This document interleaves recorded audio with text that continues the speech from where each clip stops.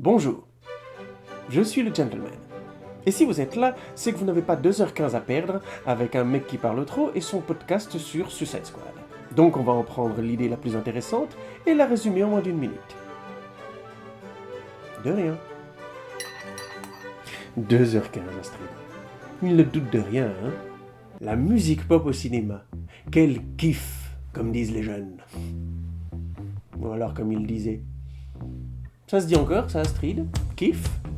La musique pop nous rappelle des musiques que l'on aime.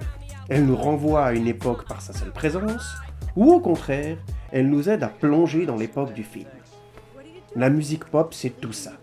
Et depuis que la technique de son de la radio a rejoint celle du cinéma, nous nous en sommes donnés à cœur joie pour associer images iconiques et musique pop, aussi bien au cinéma que dans tous les médias audiovisuels. Oui, mais voilà, comme toutes les bonnes choses, faut pas en abuser. Hey, Suicide Squad! Comme tu es fort à propos!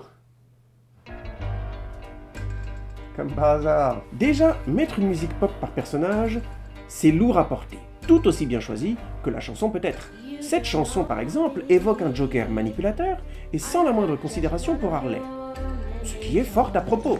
Mais quand on a 4 personnages sur 8 qui ont leur musique pop,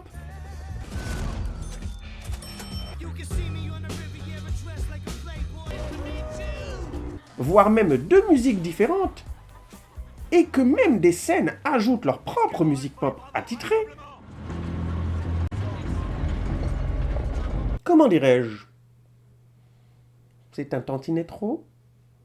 Le film en finit par ne pas trouver son identité, et même si l'idée d'avoir plusieurs identités très différentes, entremêlées pour finalement lier les personnages comme une famille de marginaux, était intéressante sur le papier, dans les faits, on dirait une mauvaise pub pour des musiques très bien vendues depuis très longtemps.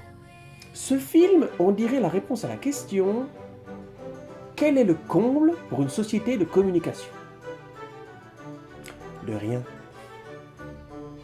Étrange ce film, Astrid, hein?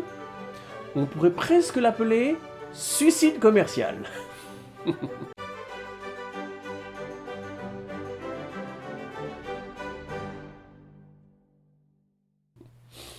Comment? Il a très bien marché au box-office?